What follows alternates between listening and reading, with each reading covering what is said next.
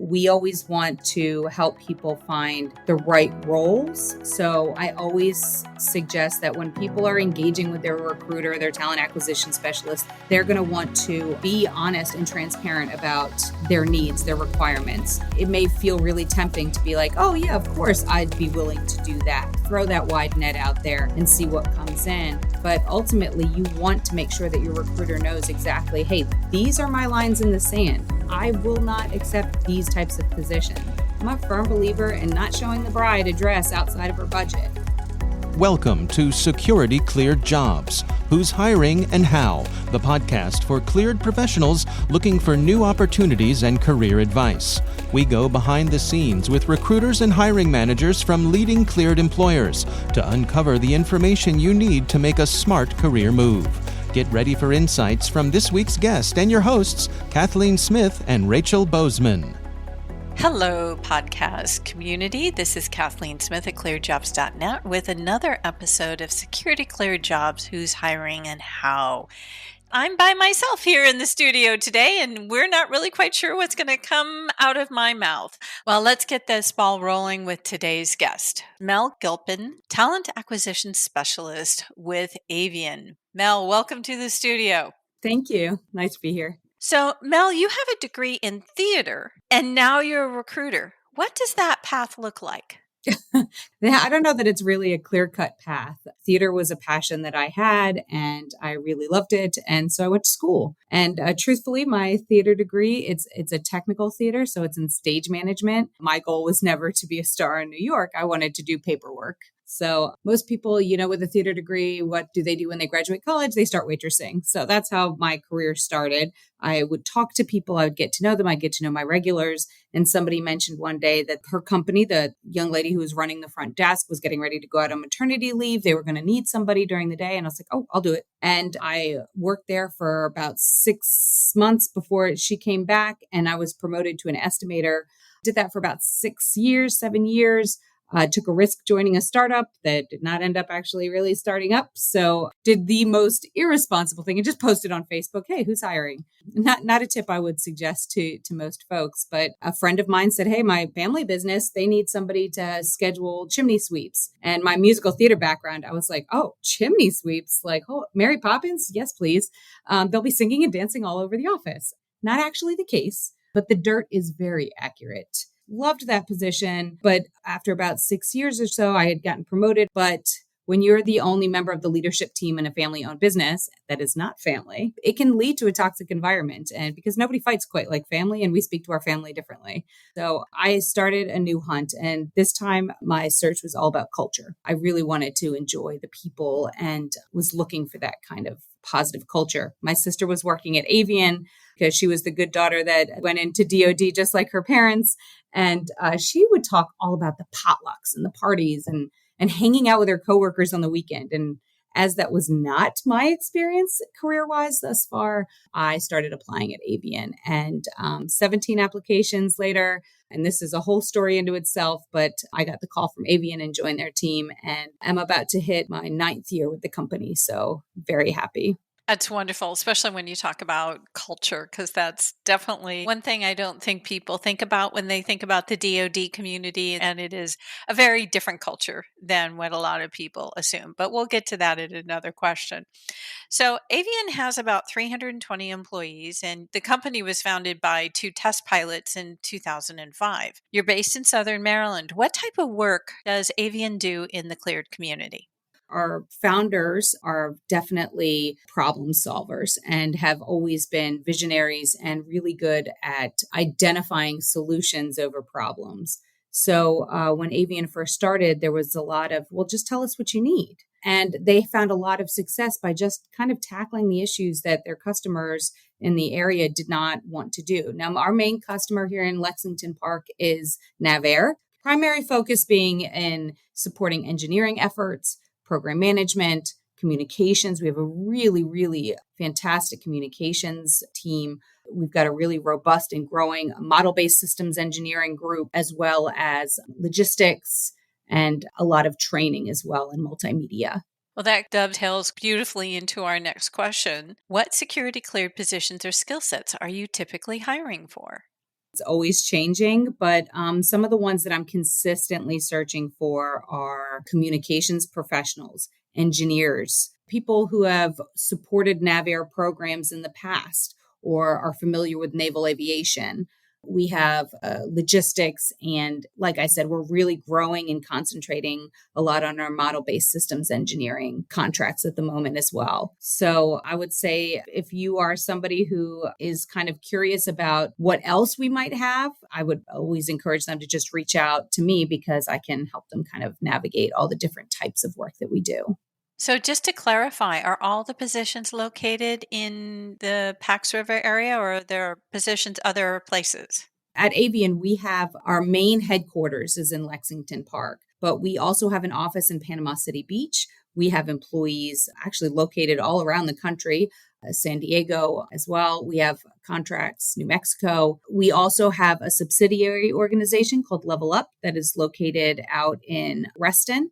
And we have a lot of remote employees as well supporting contracts. We have contracts all around the country. Awesome. So, talking about Pax River being in Southern Maryland and this being where your headquarters are, it's a little removed from Northern Virginia, DC metro area. Is there a challenge recruiting people for your headquarters location, and how do you overcome that? So I think that there are challenges, yes, but I also think that there is also some real nice benefits about where we are located because is such a high concentration of cleared employees in like the Northern Virginia, DC area. That's a lot of competition. In Southern Maryland, it's a different lifestyle down here. It's a more rural community. It's on the water. It's a little bit kind of tucked back. We don't have the same traffic and commuting headaches that people have. And I grew up in Northern Virginia, so I say that with all the love in the world. It's a horse of a different color, I guess, is the expression I will pull from the Wizard of Oz. So what we're able to do is kind of lean in on the folks that are looking to transition out of, very expensive and congested DC, Northern Virginia. If they're looking for something quieter, smaller classroom sizes for their children and things like that, then Southern Maryland is a great opportunity. When people come down here, they stay down here in a lot of cases. So it's just a really nice area to live. So going back to the positions that you're hiring for, I heard that there are some specific key skill sets that you're hiring for. What are some things that are your ongoing hiring needs? We are always looking for candidates that are looking to help us grow. So if there are potential opportunities on the horizon for us with other contracts, maybe out in Huntsville or something, sometimes we can connect with candidates that might have ideas on helping us break into those markets and helping us create some organic growth, as well as they will reach out to other Avian employees that they might know that can help facilitate some opportunities. Like I said, we're problem solvers, so we've always kind of got an ear out to listen to what is the pain for our customers, but also what is hurting somebody that maybe isn't our customer right now. And do we have the ability to make that easier? So it's a lot of research. It sounds great. I love being part of problem-solving organizations. It's fun, especially when you have the breadth to be able to do that. So many of your job positions require secret or top secret clearances. But I heard you also mention earlier that you have remote or hybrid options. Can you tell us a little bit more about those options for your candidates?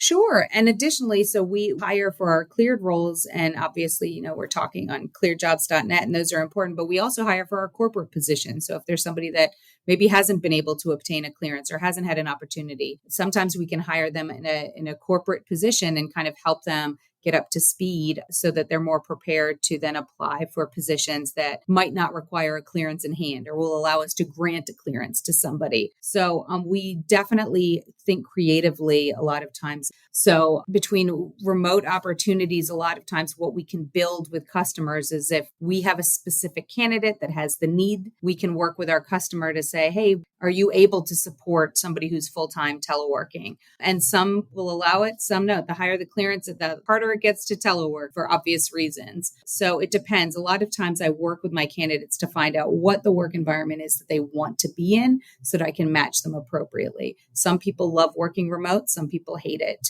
It's kind of back and forth. Ultimately, in a lot of ways, unless it's a corporate position, kind of at the mercy of our customer Down here in Lexington Park, most of our positions are in a hybrid environment, which means 2 days in and usually 3 days teleworking. Yeah, I think it's something I frequently say, a silver lining of the pandemic, that we found out that we can support the mission working remotely. So, in our pre call, I understand you talked about jump balls. I'm assuming that's referring to the sports analogy in basketball. Tell us a little bit more about how you see that playing in the government contracting world. Truthfully, I've never played basketball, but I'm assuming it's the part where they throw it up at the beginning and somebody has to tap it in the right direction for their team. So a jump ball, though, is a position that maybe our contract that we're the sub on and the prime is responsible for filling the position. Well, if the prime can't find a candidate, they don't want their ratings and or their customer to be struggling. So they'll go to their subs and say, hey, do you have somebody? If you have somebody, we can give you the billet. We just want the customer to be happy and that all the positions be filled, and vice versa. Sometimes if we're the prime, we'll go out to our subs and say, hey, we're struggling to find a candidate for this. So, a lot of times the government is our biggest customer and also one of our biggest reasons I can't fill positions. I don't want to say they're a competitor, but I fight, to the people pulling into government roles as well. So it gives us an opportunity as contractors to work together to support the customer rather than us always being in a situation where we're trying to work competitively against each other. I think that's a great explanation of that. So, you're a graduate of the Avian Leadership Development Program. That's a nice sort of viewpoint into or window into your company culture. And we talked about company culture a little bit more. Give us a little bit of an overview of the development program. Sure. So back a little bit, when I applied at Avian, I applied 17 times. Truthfully, I didn't have a lot of relevant experience specific to DoD. And so when I did finally get a call to come in for an interview, I was very upset because I had to say, I'm so sorry, I can't come in right now. I'm at the hospital giving birth. So I made it through about 3 questions, which I still think was an achievement in itself while in active labor. But I thought, oh my gosh, I've just blown it. I'm never going to hear from this company again. I've already told them I need 6 to 8 weeks off. But I got home from the hospital and on my front porch was a package from Avian. And it had an offer letter and a onesie for the baby that had Avian logo on it and a box of chocolates. And I was like, oh, I'm sold. I am never leaving this company. Wow. I got to say, wow. Yeah, it is unreal. And those magical moments have not slowed down in my 9 years with the company. My initial position, I was supporting a direct customer. I was working on base, doing graphic design and student support for the College of Program Management, which is a college within the Navy. Around 5-6 years supporting my customer, I was kind of ready for something different, ready for a new challenge. And Avian announced that they were going to be doing a leadership development program. And it was a year-long program. It would culminate with a cohort project that would have an actual effect on the company. It wasn't going to be just in theory. We were going to be doing something. And so I thought, well, okay, I really want to know how everything works at Avian and how do contracts work and what is all the behind the scenes stuff that contributes to that. So the program, it's a year long and ours was the first year. It's now getting ready to kick off its 4th cohort, which I will be the administrator for. Throughout the course of the year, once a month, we meet with every C-level executive within the company. And they provide a specialized training for us about not only like Avian and their specific roles, but a DoD from a higher level too. And it's all about building our leadership skills, building our understanding of all the different players and who's who in the zoo. And at the end of our project, we got to present it to the board of directors at Avian. We graduated from the program and it was within a few months that the company reached out to me for an opportunity to sit in the seat that I am now as a recruiter. I am not a recruiter by trade, but I've said forever that Avian is the only company I would ever recruit for because I want everybody to have the experience that I had with Avian, that package on the door, those magical moments. My mom had surgery. They sent her a care package. My son cut off a finger, which is an amazing story for another day, but they sent him a package. When it came time to pursue a leadership opportunity, having something that obviously I had talked so much about how great Avian was. And so they said, well, if we're looking for a cheerleader, that's the person. And it didn't matter that my experience wasn't necessarily relevant. By working with me through that leadership program, they got to know me as a whole person. Although truthfully, my managers have always been really wonderful at doing that. And they could then kind of find a unique opportunity when something came up. And now we've just had so many people that have also had that growth come from it, from the program as well. And while it doesn't promise growth, it's really just meant to help you in your personal goals. It really does change the way you think about your job at Avian. It really helps it build into a career. It really gives you every tool that you might need in your toolbox. That's awesome. And I guess what I like about that is it's hard sometimes when you're on the front lines, as you are being a talent acquisition specialist, to sort of see how your part fits within the overall picture of the company or the customers you're trying to support, or in even supporting the mission and national security. So it sounds like you got to download on these are all the key components and where you fit within that process. Mm-hmm. Wonderful. So since our audience is made up of security cleared job seekers, and you're obviously on the other side of that conversation when someone's looking for a job, what piece of advice would you like to offer to our audience on their job search? So there are several things that I always try to help people, especially anybody that might be new in DoD, but additionally those that might be transitioning out of a government career or a military career. A lot of times they don't know where to start. While the government and the military have their own programs, our founders have built a reputation about connecting with individuals one-on-one. Anybody can request sitting down to have coffee with our founder or our president, Kevin. You can request that kind of career advisement. We call them coffee with Kevins, or maybe you want a coffee with Kelly, or there are so many people that you can connect with that will provide you guidance about their experience, what it was like to come into Avian. And we try to work really hard to connect people with somebody with a similar background. So that you kind of are building that mentorship before they even come on. We always want to help people find the right roles. So I always suggest that when people are engaging with their recruiter, their talent acquisition specialist, they're going to want to be honest and transparent about their needs, their requirements. It may feel really tempting to be like, oh yeah, of course, I'd be willing to do that. Throw that wide net out there and see what comes in. But ultimately, you want to make sure that your recruiter knows exactly, hey, these are my lines in the sand. I will not accept these types of position. I'm a firm believer in not showing the bride a dress outside of her budget. I don't want to get somebody's hopes up about an exciting role that is not going to fit their financial requirement. So be as transparent as you can with your recruiter, and don't think that you can't reach out to them. Submit your application online, but also go onto that company's website. And Avians, it's pretty easy to find who is this specific recruiter or their talent acquisition person. How many do they have? Reach out to them. Maybe somebody in human resources. At Avian, we have an employee here, and again, this speaks to our culture. Their title is the VP of Employee Experience, and it's all about helping the employee from the day that they are considering to becoming an employee till they retire, they depart with the company, making sure that every aspect is catered to supporting that person. So that starts from their very first day of interest, where they can call, they can email me, they can ask me questions about knowing the laws for the state that you live in. And as far as pay transparency is important too. You can ask your recruiters what the pay rates are for roles and things like that. So don't think that you have to be tricky or you can't be honest, or your recruiter is not ultimately the hiring authority. So they're going to be the ones that take your honesty, and they'll be able to help it get nicely packaged for the hiring manager who ultimately is making the decision. But make sure your recruiter knows the straight skinny. And Mel, how may our listeners get in touch with you? My email address is melissa.ball@avian.com, and people can reach me there. They can reach me. I'm on LinkedIn, as well as just picking up the phone and calling. Sounds great. Well, Mel, thank you so much for a delightful conversation this afternoon. Oh, wonderful. Thanks so much for having me.